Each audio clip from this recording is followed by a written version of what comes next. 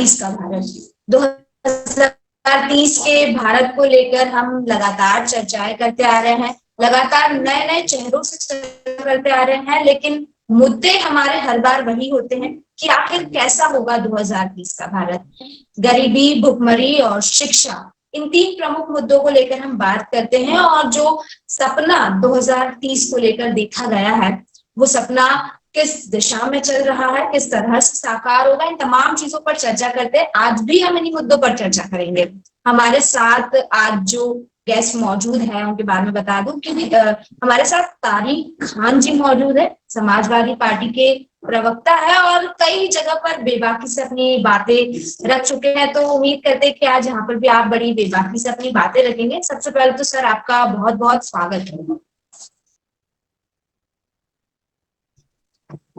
ठीक, तो सर क्योंकि 2030 के भारत का एक सपना लेकर हम चल रहे हैं और बड़ी ही उम्मीदों के साथ चल रहे हैं कि 2030 में भारत देश की जो तस्वीर है वो कुछ और दिखाई दे, और ज्यादा बेहतर और ज्यादा अच्छी दिखाई दे।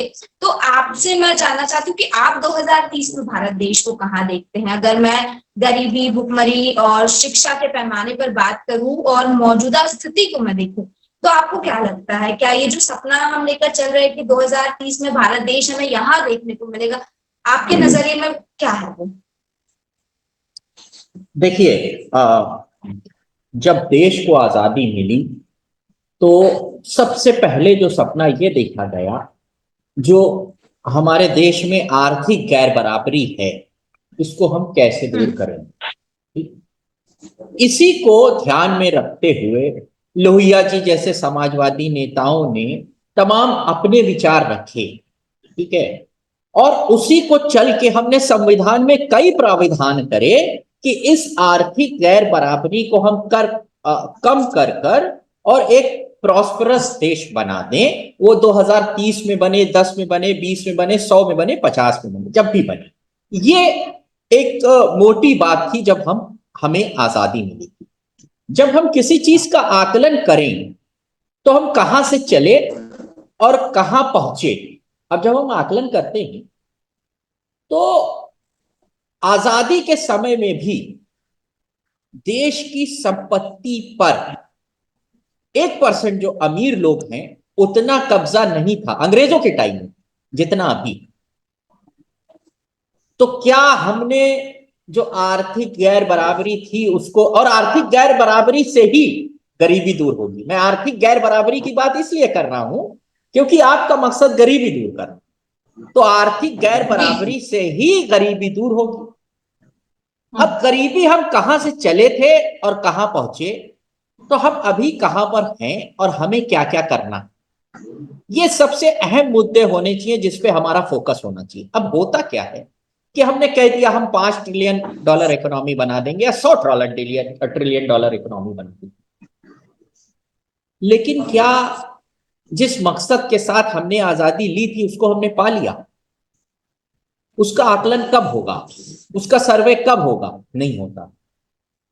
2018 में जो इंडियन स्टैटिकल ऑर्गेनाइजेशन है उसने एक डाटा रिलीज करना चाहता था, वो 2018 में चुनाव से जस्ट पहले। वो डेटा ये बता रहा था कि भारत में 40 साल के दौर में अनएम्प्लॉयमेंट सबसे ज्यादा है, 2018 की बात है। सरकार ने उस डेटा को रिलीज करने से रोक दिया। उसी टाइम पे 2 अधिकारियों ने इस्तीफा भी दे दिया क्योंकि ये डेटा रेगुलर, जो इंडियन स्टैटिकल ऑर्गेनाइजेशन है वो लगातार इन डेटाओं को रिलीज किया करता है। डेटा क्या है? डेटा एक पिक्चर है जो बताता है हम कहां पर हैं। नहीं रिलीज होने दिया, उन 2 अधिकारियों ने इस्तीफा दिया। 18 और चुनाव के बाद 19 में जब मोदी साहब जीत गए तो उस डेटा को रिलीज करने दिया गया। मेरा बताने का मकसद यह है कि हम मान लेते हैं, हम कहते हैं कि हम $5 ट्रिलियन इकोनॉमी बनाएंगे, तो हमें यह भी देखना चाहिए कि हमने भूखमरी कितनी दूर की। अब मोदी सरकार ने कह दिया कि हमने 25 करोड़ लोगों को गरीबी रेखा से बाहर निकाला। गरीबी रेखा ही पे मेरा सवाल है, क्योंकि हमारी जो गरीबी रेखा है वो मुझे समझ ही में नहीं आती। क्योंकि हम ये कहते हैं कि शहरी क्षेत्र और ग्रामीण क्षेत्र में 1000 रुपए और 1200 रुपए जो कमाता है उसके जी। ऊपर जो कमाने लगेगा वो गरीब नहीं रहेगा। और ये सवाल मेरा सभी सरकारों से, वो मैं रेखा आपसे हमेशा से बनती रही। एक चीज जानना चाहती हूँ तारिक खान जी, कि आपके नजरिए से आप गरीबी को क्या समझते हैं? क्योंकि देखिए, पार्टियां अपने हिसाब से गरीबी बना देती हैं। जैसे आपने बताया कि शहरी क्षेत्र में 1200 रुपए का जो आपने एक एग्जाम्पल दिया, तो इसमें गरीबी को हम कैसे एनालिसिस उसका कर सकते हैं कि ये पर्टिकुलर कैटेगरी जो है ये गरीबी दर में आती है, और इसको मिटाने के लिए हम क्या कर सकते हैं? देखिए, पिछला जो भी हुआ, और आप देख ही रहे होंगे, गरीबी भुखमरी शिक्षा पे कोई भी ऐसे सवाल खड़े करते, कोई भी मीडिया ऑर्गेनाइजेशन की मैं बात कर लूं या किसी भी नेता की बात कर लूं, कोई भी इस पे ध्यान नहीं दे रहा है। हालांकि लक्ष्य आपको दिख रहे होंगे 2030 के मिले हुए हैं, लेकिन गरीबी, भुखमरी और शिक्षा, ये तीन ऐसे लक्ष्य हैं जो बहुत इंपॉर्टेंट है, बहुत बेसिक हैं। एटलीस्ट ये तीन लक्ष्य जो है वो किसी भी देश में होने चाहिए, पूर्ण होने चाहिए, ये स्ट्रांग होने चाहिए। लेकिन भारत देश में यही सबसे ज्यादा वीक है। तो मैं आपके नजरिए से जानना चाहती हूँ कि आप गरीबी को कैसे समझते हैं? और अगर मैं उत्तर प्रदेश की बहराइच की बात करूं, तो अभी फिलहाल की क्या स्थिति है, और क्या लगता है आपको 2030 तक बहराइच कैसा बन जाएगा, कैसे? क्योंकि आप वहां से बिलोंग करते हैं, इसलिए सबसे पहले मैं वहां की बात करूंगी आपसे। नीति आयोग ने जब भारत के कुछ टॉप बैकवर्ड जिलों का नाम लिया, हम्म। तो उसमें हमारे डिस्ट्रिक्ट का नाम है। टॉप बैकवर्ड जिले in terms of education, in terms of hmm. Prosperity of life. Hmm. उसमें दो चार डिस्ट्रिक्ट हैं। उसमें जैसे हमारा पास का डिस्ट्रिक्ट एक श्रावस्ती है, जैसे हम्म। उसमें बहराइच डिस्ट्रिक्ट है जहां से मैं हूं। हम्म। तो इसका मतलब यह है कि हम वहां से आते हैं जहां गरीबी एक बहुत बड़ी समस्या है। करेक्ट। अब इस प्रॉब्लम को हम एड्रेस कैसे करेंगे, आप समझिए बात। हम्म। जैसे हमारे पास डेटा तो होना चाहिए। सेंसस कब हुआ था? 11 में, हम्म। है ना? हुआ उसके हम्म। बाद? नहीं हुआ। We don't have data, we don't have data. We on the basis of assumption. जब मंडल हम्म। कमीशन की रिपोर्ट लागू होती है तो 2031 की जनगणना पे लागू हो जाती है, hmm. On the basis of assumption. Hmm. We don't have data ma'am, हमारे पास डेटा नहीं है। अभी भी हमारे पास डेटा नहीं। अब मैं कह रहा हूं कि अगर हम पूछें आपसे कि कितने लोग गरीब हैं, नहीं बता पाएंगे। बिल्कुल। मोदी साहब कुछ कह देंगे कि हमने 25 करोड़ लोगों को गरीबी से निकाल लिया। अनइक्वालिटी इंडेक्स कुछ और कह रहा है, आईएलओ की रिपोर्ट कुछ और कह रही है, हंगर इंडेक्स दुनिया का कुछ और कह रहा है 121 देशों में आपकी हालत 107वें 111वें नंबर पे रहती है। तो किस चीज को मान लें? फिर डेटा अगर नहीं आ रहा है, देखिए, अगर सत्ताधारी पार्टी सही तरीके से काम नहीं कर रही है, डेटा छुपा रही है, डेटा सामने नहीं ला रही है, तो विपक्ष की इसमें क्या भूमिका बनती है?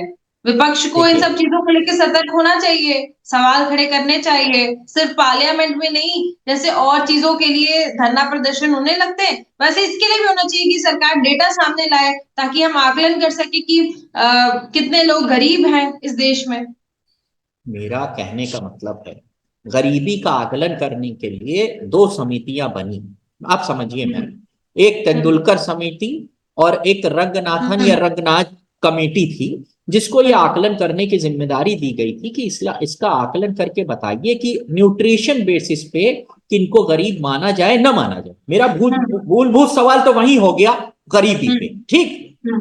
अब मैं जब कंपेयर अभी किसी से करूंगा, अगर हम क्या करते हैं मैम, अगर मान लेते हैं अभी मैं चाइना से कंपेयर कर दूं तो लोग मुझे देशद्रोही कहने लगेंगे। नहीं, you can not live in isolation, you have to compare somewhere. अब मोदी साहब क्या करते हैं, 2004 से 14 के बीच में ये नहीं हुआ था, 2014 से 24 के बीच में हमने ये कर दिया। This is comparison, without comparison there is nothing. 2020 में चाइना ने कहा कि हमने अपने देश से भूखमरी खत्म कर दी। कब कहा मैम? 2020 में। कंपैरिजन करना जरूरी है अपने पीयर ग्रुप से। पीयर ग्रुप मतलब एक तरीके की कंट्री, इंडिया, ब्राजील, चाइना, इनको एक तरीके की कंट्री कहेंगे। 1975 में दोनों लोगों का पर कैपिटा इनकम सेम था। अभी आपको पता है कितना है?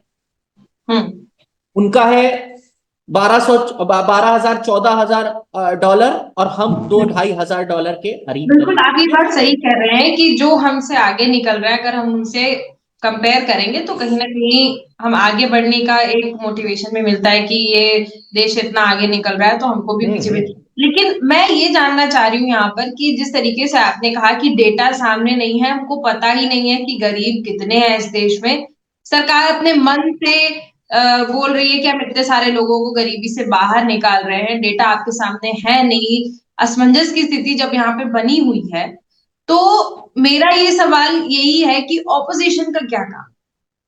देखिए मैम, जब से हमें आजादी मिली, हम्म अपोजिशन की रिस्पॉन्सिबिलिटी ये रही है कि हम्म सरकार का चेक एंड बैलेंस करे, सरकार से एग्जैक्टली। सवाल पूछे।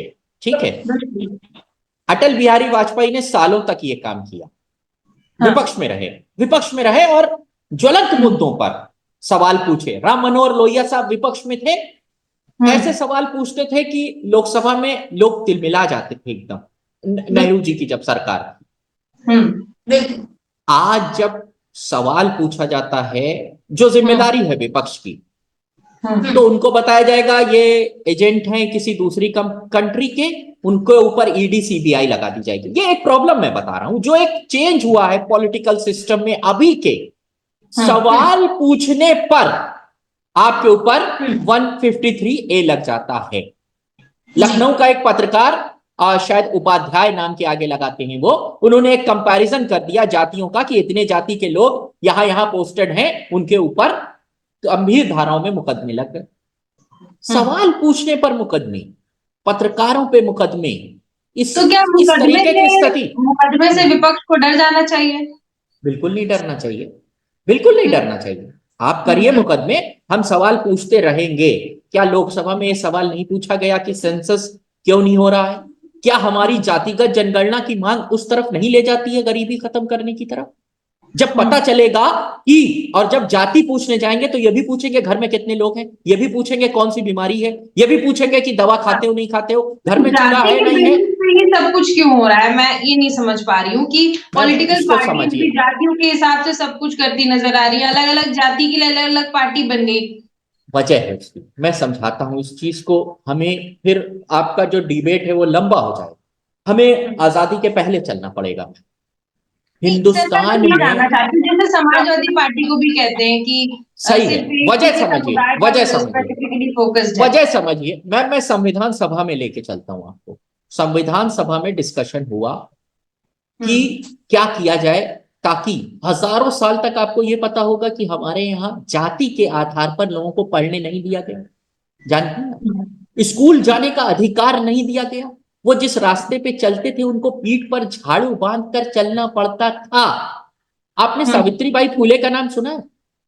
सावित्रीबाई फूले वो हैं जिन्होंने, एक सेकंड, बस बस 5 सेकंड और दीजिए, जिन्होंने महिलाओं के लिए पहला स्कूल जब वो पढ़ने चुपके से जाती थी तो 2 साड़ियां लेके जाती थी। पता है क्यों?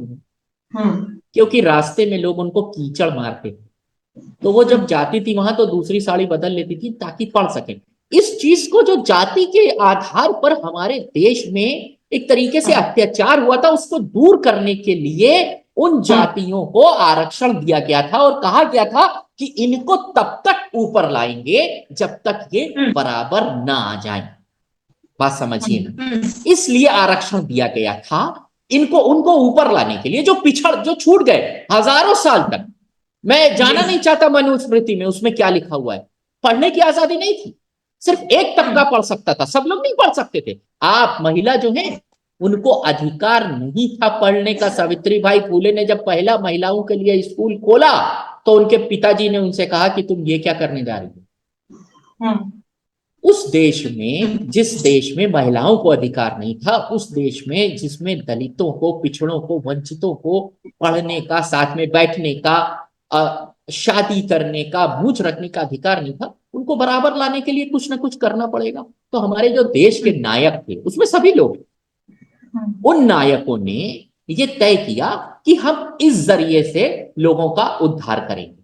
अब मैम एक बात बताइए, जब ये पता ही नहीं चलेगा कि कौन पिछड़ा है, कौन पीछे रह गया, क्या आप नहीं जानती हैं कि आज भी गांव में हम रोज खबर सुनते हैं कि किसी दलित को मारा गया, वो घोड़ी पे चढ़ रहा था, उसको नहीं बैठने दी गया, उसको मूछ रखने के लिए मारा गया। मध्य प्रदेश में कई घटनाएं हुई जब उनके ऊपर पेशाब किया गया, हुई नहीं हुई? ये कौन लोग हैं?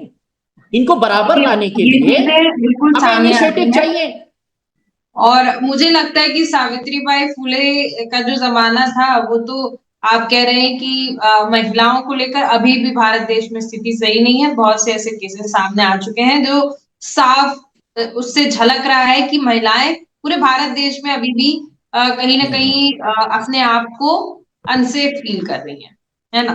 तो महिलाओं के लिए तो वास्तव में बस बात होती है वुमेन एम्पावरमेंट की और महिला सशक्तिकरण की सिर्फ बातें होती नजर आती हैं, चाहे पार्लियामेंट में हो चाहे कुछ, क्योंकि महिला नेता जो है वो खुद ही इतनी जागरूक नहीं है कि महिलाओं के लिए कुछ करते नजर आए।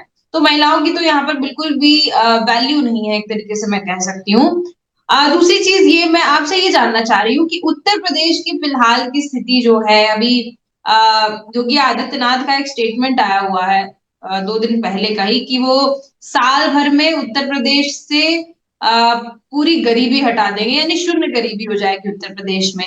तो फिलहाल के स्टेटस को देखते हुए आपको क्या लगता है, क्या उनका ये दिया हुआ स्टेटमेंट या उनकी कही हुई बात क्या वास्तव में एक साल में उत्तर प्रदेश, क्योंकि उत्तर प्रदेश जैसे अगर स्टेट में एक साल में गरीबी खत्म हो सकती है तो बहुत अच्छी बात है।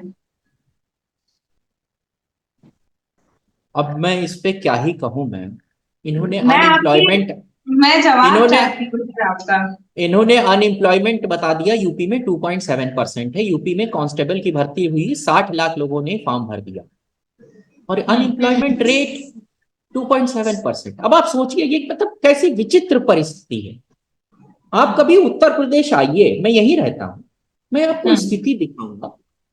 एक नौकरी अगर प्राइवेट सेक्टर में निकल आए तो आदमी, अब आप कह रहे हैं कि आप गरीबी को उत्तर प्रदेश में जीरो कर देंगे, कैसे? वही झूठे आंकड़े, वही झूठे आंकड़े। मैं ये कह रहा हूं कि जमीनी हकीकत क्या है इसको जानना, इसको समझना कैसे होगा जब डेटा ही गलत होंगे। और डेटा गलत कैसे होते हैं? जब ऐसी घटनाएं होती हैं हमारे सामने तो पता चल जाता है। अब आपने कह दिया यूपी में, आप पता है ये क्या कहते हैं, अनएम्प्लॉयमेंट रेट 2% है। तो ये 60 लाख लोग कौन है? 60 लाख लोग कौन है जो मतलब फॉर्म कुल भर देते हैं? मिलाकर राजनीतिक पार्टियां जो है वो जनता को बेवकूफ बना रही हैं, हम ये मान के चलते हैं। मैम देखिए, मेरा कहने का मतलब है कि राजनीतिक पार्टियां बेवकूफ बना रही हैं ये नहीं कहूंगा मैं। मैम देखिए बना रही है, प्रॉब्लम को देखिए ना, लोगों को बेवकूफ आपस में तो वो सब समझ रहे हैं, आपस में राजनीतिक एड्रेस, पार्टियां सब समझ रही हैं कि वो क्या कर रही है, लेकिन जनता यहाँ पर जो है उस वो असमंजस में फंसी हुई है कि हम करें क्या। हम इधर वोट दे रहे हैं तो भी वही हाल है, इधर वोट दे रहे हैं तो भी वही हाल है, चुने किसको? तो कुछ दिन में तो फिर वैसा ही हो जाएगा कि वोट भी नहीं देंगे लोग। भारत जैसे बड़े देश में मैम देखिए ये तो वाकई में चैलेंजिंग होता है किसी भी सरकार के लिए स्थितियां ठीक करना। इस बात को मैं मानता हूं, किसी की भी सरकार हो, हमारी सरकार हो या, लेकिन देखिए आप किस रास्ते पे चल रहे हैं। हम लोहिया जी के रास्ते पे चल रहे हैं, हमें बराबरी लेके आनी, हम कैसे करते हैं हमारा रास्ता है। आपने, आप क्या कहते हैं? आप कहते हैं कि हम मंदिर बनाएंगे कुछ भी हो जाए। आप कब्रिस्तान, शमशान और इस तरीके की बातें करेंगे जिसमें ज्यादातर धार्मिक एंगल लेके आएगा। भारतीय जनता पार्टी ने अगर 2 रन से, 2 सीट से 303 रन बनाए हैं तो उसकी पिच धर्म रही। धर्म की पिच पर खेलकर इतने रन बनाए। अब आप मैम एक बात बताइए, जब धर्म इस धर्म बार की काम पिच नहीं पर, आया। देखिए आपने उत्तर प्रदेश का वो देखा ना रिजल्ट, तो वो धर्म ठीक इस है, बार काम नहीं आया है। इस बार नहीं आया, मगर उनकी राजनीति केंद्रित वहीं पे है, वहीं पे है, वहीं अब पे है। हो सकता है उत्तर प्रदेश के रिजल्ट के बाद उनका जो रुख है किसी और तरफ बदल जाए, क्योंकि उन्होंने देख लिया कि उत्तर प्रदेश के लोग जो हैं नहीं इतने बदला, बेवकूफ नहीं है। नहीं बदला, नहीं बदला। आप देख लीजिए उसके बाद भी जो उनका द्वेष है धर्म के प्रति। जब हम शपथ लेते हैं तो शपथ में सीधे सीधे कहते हैं कि जाति और धर्म के नाम पर हम किसी से भेदभाव नहीं करेंगे, शपथ में लिखा होता मुख्यमंत्री की। गोमती नगर में एक घटना होती है, मुख्यमंत्री खड़े होते हैं, 16 लोग एक महिला को छोड़ते हैं, जघन्य अपराध करते हैं, 2 लोगों का नाम लेते हैं, 2 लोग। यहां से आपकी आइडियोलॉजी पता चल जाती है कि आपकी अप्रोच आगे भी किधर रहेगी। आपकी अप्रोच धर्म पर है और हमारी अप्रोच सीधी सी है कि हम किसी तरीके से चाहते हैं कि ये जो असमानता है वो खत्म हो जाए। गरीब अमीर की जो असमानता है वो ब्रिटिश सरकार में भी इतनी ज्यादा नहीं थी। ब्रिटिश सरकार में 1% लोगों के पास भारत की 20% संपत्ति का कब्जा था। इस वक्त उस 1% लोगों के पास भारत की 50 से 60% संपत्ति पे कब्जा है। ये वर्ल्ड अनइक्वालिटी फोरम की रिपोर्ट जानना कहती चाहती है। हूँ आपसे। ठीक, बिल्कुल सर, एक चीज जानना चाहती हूँ। आपने कहा कि आप लोग ये चाहते हैं कि जो ये असमानता है वो खत्म हो जाए किसी तरह से। एक चीज जानना चाहती हूँ कि अगर आप लोगों को मौका मिलता है, ठीक है, तो किस तरह से आप इस असमानता को खत्म करेंगे? क्योंकि ये असमानता जो है वो 8 सालों से ये असमानता चली आ रही है और कहीं ना कहीं देखा है कि बढ़ती जा रही है, और इसी के ऊपर तमाम राजनीतिक पार्टियां अपनी राजनीति कर रही है, वोट हासिल करने की कोशिश कर रही है, राजनीति कर रही है। तो फिर ये असमानता कैसे खत्म होगी? कैसे, अगर आपको मौका मिलता था आप कैसे? हमेशा बढ़ी नहीं। ये असमानता आजादी से पहले 20% थी, फिर बीच में घटी, 80 के दशक में 6% हुई, अब फिर से बढ़ गई है। पहली बात। दूसरी बात मैं ये कह रहा हूं कि घंटों में सालों में नहीं कम हो सकती, बड़ा लंबा अंतराल लगेगा। एक विजन की जरूरत है। वो विजन क्या होगा? विजन सीधा सीधा होना ये चाहिए कि ये जो आर्थिक समानता है कैसे दूर होगी। सामाजिक समानता लेके आएंगे, सामाजिक समानता लेकर आएंगे तो आर्थिक समानता भी दूर हो जाएगी। सामाजिक समानता का जब हमने रास्ता बताया और सरकार से कहा कि ये ABCD 10 स्टेप्स हैं जिसकी शुरुआत आप जातिगत जनगणना से करिए, सरकार ने पार्लियामेंट में मना कर दिया कि हम जातिगत जनगणना नहीं कराएंगे। तो सामाजिक असमानता जो रही है भारत में, जब वो दूर होगी तभी आर्थिक समानता आएगी। इस बात को लोहिया जी ने उस जमाने में कह दिया था। मेरा अब मैं ये जातिगत कह रहा हूं, जनगणना के लिए एक सवाल है सर आपसे। जातिगत जनगणना करा के एक बहुत सॉलिड सा मुझे प्रॉफिट बता दीजिए कि अगर जातिगत जनगणना हो गई तो भारत देश की तस्वीर बदलने में जातिगत जनगणना का 10% भी अगर हाथ। जैसे मैम, हमें पहले तो ये मान लें कि हमारे देश में जाति के आधार पर भेदभाव हुआ। उसके बाद हमें ये चिन्हित करना है मैम कि ये जाति के लोग हैं, और वहां पर जब हम जातिगत जनगणना करेंगे तो सिर्फ उनकी जाति नहीं पूछेंगे, उनकी आर्थिक स्थिति, उनकी एजुकेशनल स्थिति, उनकी बीमारी की स्थिति, इन सब चीजों का। एक सेकंड, बस बस बस बस 10 सेकंड दीजिए, साबित कर देता हूं मैम, आपके हर सवाल का जवाब दूंगा। उसके बाद हम क्या करेंगे? अकॉर्डिंगली पॉलिसी फ्रेम करेंगे। That's why I have said without data we can not do anything. To process or to frame a policy, we need data. And where are those data? That data on the basis of caste, because society is divided on the basis of caste for even more than 5,000 years. उस data को जब हम collect करेंगे, ma'am सुनिए बात सुनिए, तो हम ये जान जाएंगे मैम कि ये लोग हैं। अब जब हम अपनी पॉलिसीज में चेंजेस करेंगे तो उनकी जो सोशल स्टेटस है, इकोनॉमिक स्टेटस है। अच्छा एक बात बताइए मैम, दलितों को आरक्षण दिया गया, किस लिए दिया गया? ताकि उनका एक रूट बनाया गया कि आरक्षण से उनका जो स्टेटस है अपलिफ्ट हो जाए। ऐसे ही जब आज है मान रहा हूं मैं, इसीलिए मैं कह रहा हूं कि जब जाति के हिसाब से जनगणना होगी, और सिर्फ जनगणना नहीं, हम जाएंगे पूछेंगे नहीं तुम्हारी जाति क्या है, हमने कहा मुसलमान है, ये नहीं पूछना मैम। उनकी n नंबर्स ऑफ फैक्टर्स, आपके घर में कितने लोग हैं, आपकी प्रजनन दर क्या है, आपकी एजुकेशन स्टेटस क्या है। वही मैंने आपसे बोला ना कि जनगणना अलग चीज होती है और जाति के आधार पर जनगणना अलग चीज होती है। अगर जाति के आधार पर जनगणना पे फोकस किया जा रहा है, इट टोटली मीन्स कि किसी भी राजनीतिक पार्टी को ये जानने की कोशिश करना है कि इस राज्य में ST SC OBC के लोग कितने हैं, जनरल कितने हैं, हिंदू कितने हैं, मुसलमान कितने हैं, ताकि उस हिसाब से वो अपने आगे की चुनाव की प्रक्रिया, चुनावी तैयारियां जो है उस हिसाब से करते नजर आए। ठीक है, ये होता है फोकस, मेजर फोकस होता है, क्योंकि राजनीतिक पार्टी अब अगर मैं देखूं तो लोगों से इमोशनल कनेक्ट नहीं हो पा रही, कहीं ना कहीं यहाँ पर लैग कर रही है। इस वजह से देखिए ऑपोजिशन की मैं बात बार बार इसलिए खड़ा करती हूँ कि अगर सत्ताधारी पार्टी कोई भी कुछ ऐसी गलत गतिविधियां करती नजर आ रही है तो पूरी की पूरी जिम्मेदारी, it's a responsibility of the opposition parties to protest against those parties, जो सत्ताधारी पार्टी है उसके अगेंस्ट आपको खड़ा होना पड़ेगा, जो कि नहीं खड़ी हो पा रही। आप डर रहे हैं केस से, मुकदमे से, तो ये सारी चीजें राजनीति में तो होती रहेंगी, लेकिन लोगों का हित नहीं होता दिख रहा है। लोग आखिर जो वोट दे रहे हैं उनका आउटकम लोगों को नहीं मिल रहा है।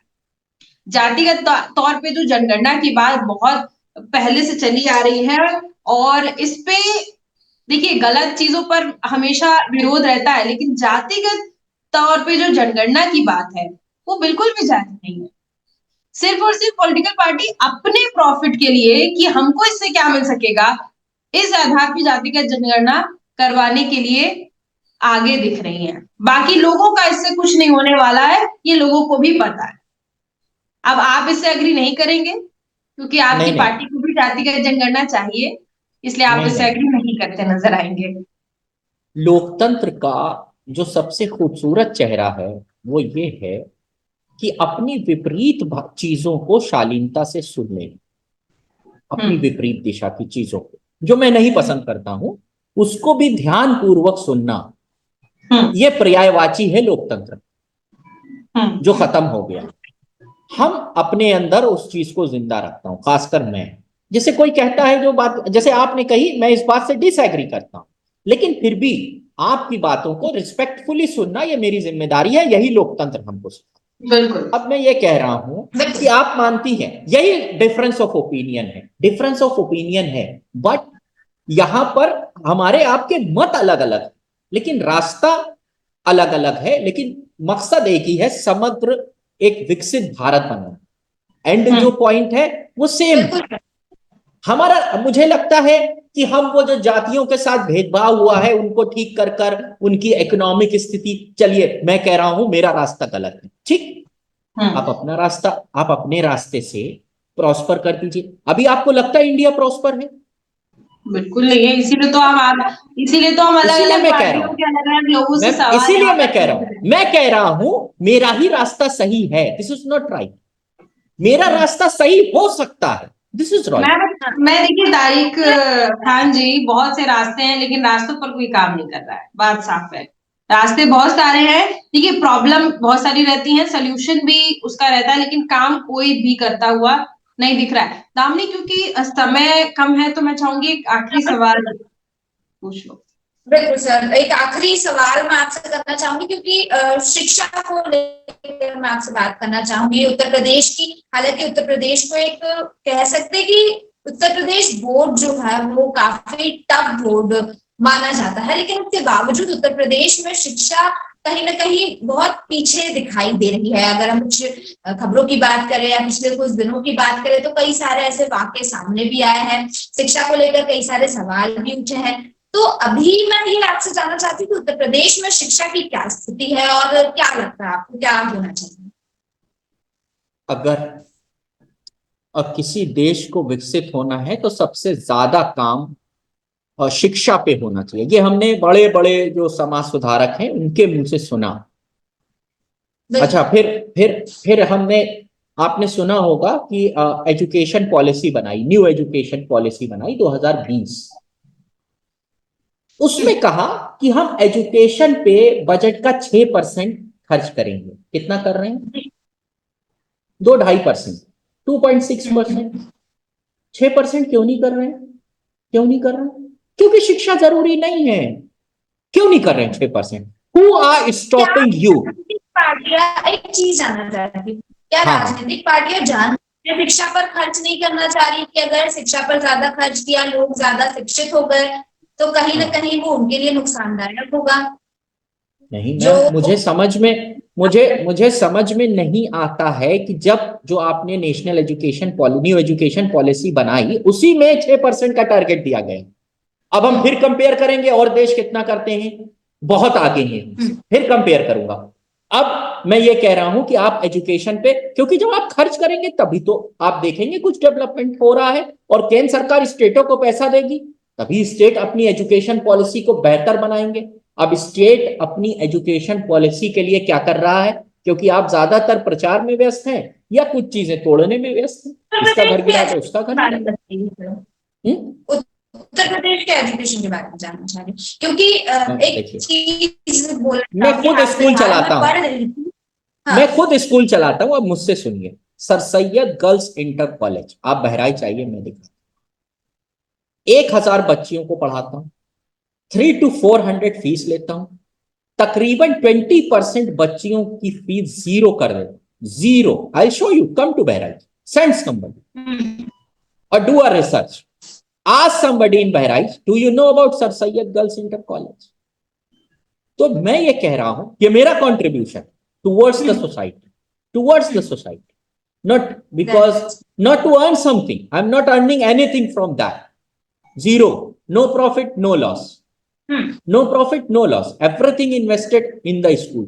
I'm about to build a degree college as well. About to build. मैं बनाने जा रहा हूं डिग्री कॉलेज भी, वहां भी फीस हम ऐसा ही लेंगे।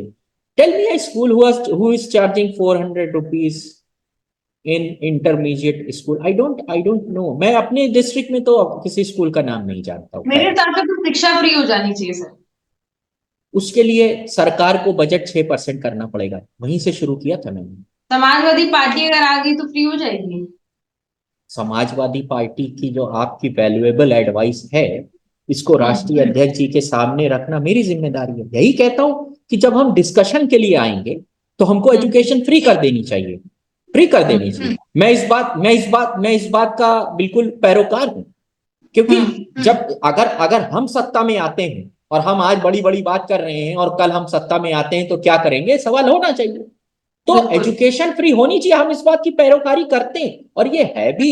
हमने ऐसे कानून बना रखे हैं कांग्रेस गवर्नमेंट में जिसमें एजुकेशन का आधार, फूड सिक्योरिटी, ये जो खाना बांट रहे हैं वो भी फूड सिक्योरिटी बिल के थ्रू बांट रहे हैं। इसलिए मैं कह रहा हूं कानून बनाना एक अलग चीज हो गई, उसको जीरो डाउन करना। अब मैं कह रहा हूं कि यूपी गवर्नमेंट कितना सीरियस है एजुकेशन को लेके। 7 साल हो गया इनकी सरकार। देखिए पूरे भारत देश में कोई भी सीरियस नहीं है, एक्सेप्ट हम अगर केरला की तरफ थोड़ा जाएं तो वहां पे एजुकेशन के लिए लोग थोड़ा सा खुद से ही आगे बढ़ते अभी 5 सेकंड 10 सेकंड और दीजिए।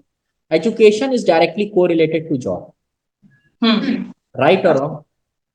Directly correlated. हम ऐसी एजुकेशन देते हैं जिससे उसको जॉब ही नहीं मिलती। और जो जॉब, मैं इस पूरे सिस्टम की बात कर रहा हूं, ये मैं ब्लेम बीजेपी पे नहीं कर रहा हूं, हम ऐसे ही चलते आए हैं। जब हम डिस्कशन करेंगे तो सिर्फ सत्ता पे नहीं मरेंगे सब कुछ, इसमें सब लोग भागीदार हैं, हम अपनी भी जिम्मेदारी लेते हैं। अब पता चला कि उसने हिस्ट्री से कुछ कर लिया, बीए और इकोनॉमिक्स, अब उसको पता ही नहीं है कि उसको नौकरी कहां करनी है। विदेशों में पूरा एक डेटाबेस सिस्टम है जो जहां एक गैप होता है उस स्किल के हिसाब से आपकी स्किल को डेवलप करके उस गैप को फिल कर देता है। That is known as economic cycle of employment, economic cycle of employment. उस गैप को फिल करना है। हम डेटा से कमजोर हैं, हमारे पास सेंसस नहीं, इसीलिए कह रहे हैं हम पता ही नहीं है कि वो बीए इकोनॉमिक्स कर लिया, उसको बचपन में पता नहीं क्या क्या पढ़ा रहे हैं। कई चेंजेस न्यू इकोनॉमिक पॉलिसीज में अच्छे हुए हैं। अब उस स्किल के हिसाब से कहां जरूरत है उसको फिट कर देना, स्टेप्स उठाए हैं हमने। मगर आईएलओ की रिपोर्ट है कि भारत का 83% युवा बेरोजगार, 83%। अब ये बता रहे हैं 87। सर तारिक खान जी, आपकी बात मैं बिल्कुल समझ रही हूँ कि कहीं ना कहीं एजुकेशन और एम्प्लॉयमेंट इंटरलिंक कर रहे हैं, डेफिनेटली कर रहे हैं। और ये चीज शायद मैं मानती हूँ, आप भी इसकी सहमत हो कि एजुकेशन इज ओनली वेपन जिससे काफी सारी चीजें बदली जा सकती है। पॉवर्टी में भी उससे कमी देखने को मिलेगी। अगर बेहतर शिक्षा मिल रही है देश में तो गरीबी भी कम होगी, भुखमरी भी कम होगी, क्योंकि लोगों के पास रोजगार होगा। और जो आपने एक बात कही, काफी अच्छी बात कही कि किसी एक पार्टी को या किसी जो सत्ता में बैठा है उसको सिर्फ खराब नहीं कहेंगे। आपने कहा कि पूरे सिस्टम में खराबी है, तो कहीं ना कहीं सिस्टम को बदलने की जरूरत है और एक बड़े बदलाव की जरूरत है। तभी शायद जो 2003 का सपना हम देख रहे हैं वो सबका साकार हो पाएगा। भुखमरी और शिक्षा, तीनों चीजों को लेकर जो लोगों को परेशानियां हैं, जनता को परेशानियां है, वो परेशानियां कहीं ना कहीं दूर हो पाएगी। खैर अभी क्योंकि हमारे पास समय की कमी है और चर्चा काफी लंबी हो गई है, तो आपका बहुत बहुत धन्यवाद। इस चर्चा को हम यही विराम देंगे और बहुत सारी अच्छी बातें बताई आपने, बहुत सारी बातें की।